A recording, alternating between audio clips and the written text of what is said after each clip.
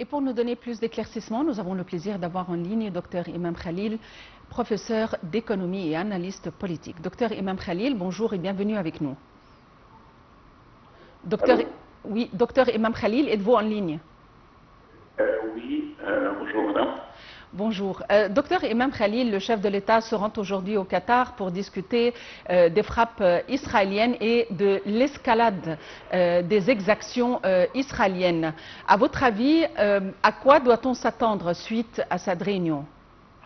En fait, cette réunion est très importante parce qu'il englobe tout le monde arabe et islamique ensemble pour chercher et trouver des solutions rapides et efficaces pour faire face contre cette attaque inacceptable d'Israël envers la capitale qataria Doha.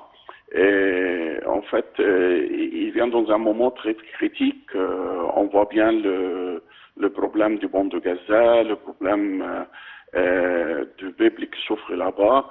Donc, on attend beaucoup on met beaucoup d'espoir sur cette réunion, de sortir des décisions importantes pour faire face à cette attaque inacceptable de la part de l'État d'Israël. À votre avis, docteur Imam Khalil, le fait qu'Israël eut je veux dire l'audace, pas le courage, mais l'audace de cibler les dirigeants du Hamas au sein d'une capitale arabe et aussi de cibler un des navires de la flotte la flotte internationale qui se dirigeait vers Gaza auprès des eaux en Tunisie. À votre avis, comment peut-on lire cette escalade ou ce comportement dans le domaine de la politique? En fait, c'est un message d'arrogance de la part de l'État d'Israël en disant qu'elle peut arriver avec la force aérienne pour n'importe quel pays arabe. Mais en même temps, je crois qu'il y a des conséquences dites entre guillemets positives parce qu'elle renforce l'union de pays arabes, elle renforce aussi la coopération entre les pays arabes et islamiques afin de trouver surtout, on attend avoir une force commune, une force entre les pays arabes pour défendre n'importe quelle attaque sur des terres arabes. C'est ça le résultat principal qui, je crois, n'importe quel arabe il attend ce résultat de la réunion afin d'arrêter cette arrogance israélienne et afin de faire équilibre dans les zones de Moyen-Orient.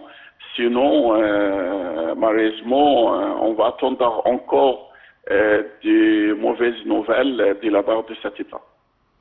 Et en échange, quels sont les messages lancés par l'Égypte et les démarches entreprises pour faire face à la situation?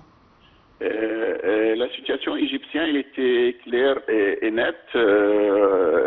Personne ne peut pas attaquer l'Égypte parce qu'il sait bien la force égyptienne, elle est capable de se défendre et d'attaquer aussi dans le moment nécessaire.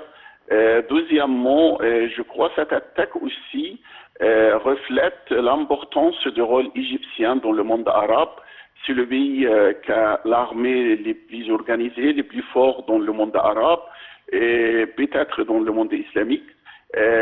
Donc, le message égyptien pour Israël, qu'elle doit arrêter ce type d'attaques, elle doit accepter de voies diplomatiques afin de trouver une solution pour le banc de Gaza.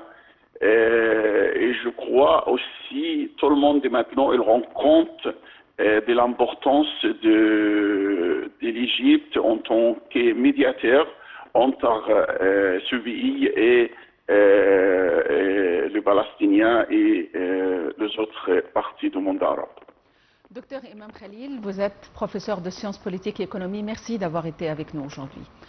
En marge de sa participation à la ministérielle préparatoire du sommet arabo-islamique extraordinaire qui se tient à Doha, le ministre des Affaires étrangères, Badr Abdel Ati, a eu une